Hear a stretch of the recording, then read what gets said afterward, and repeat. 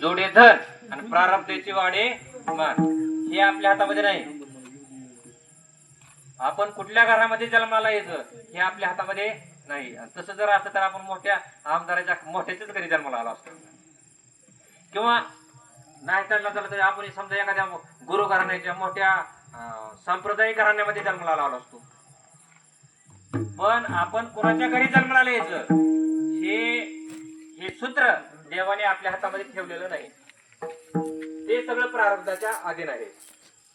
पण जसं प्रारब्धाने जसं देवाने आपल्याला ठेवलंय तसं राहणं ही सुद्धा एक प्रकारची भक्ती आहे. चित्तामध्ये समाधान ठेवणं, चित्ते असू द्यावे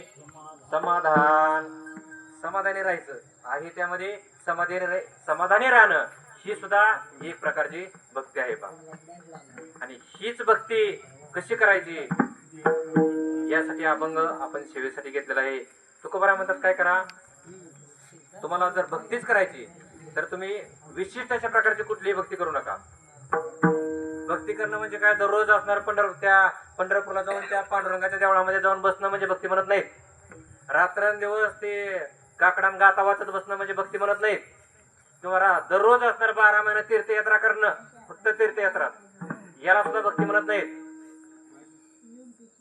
तर तुकोबारांनी भक्ती कोणाला सांगितले, जे संसार आहे संसारामध्ये राहूनच त्याच्यावर फक्त प्रेम कमी करायचं आणि ते प्रेम देवाकडे वळवायचं, त्याला भक्ती असं म्हणतात.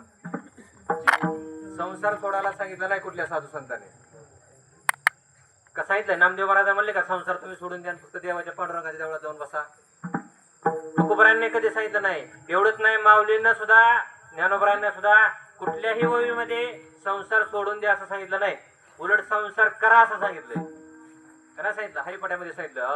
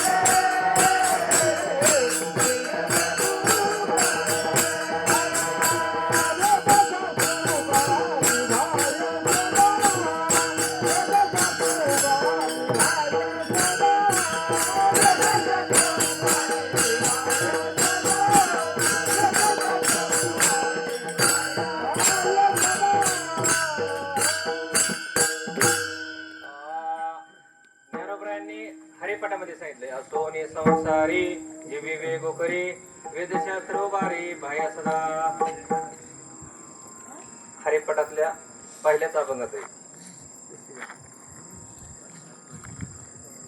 देवाचे द्वारे हा अभंग पाहिला त्यातला तिसरं चरण त्यातलं तिसरं कडवं आहे पहा. सोनी संसारी जीवे वेगो करी वेदशास्त्र बारी. ज्ञानोबरायांनी संसार केलेला नाही.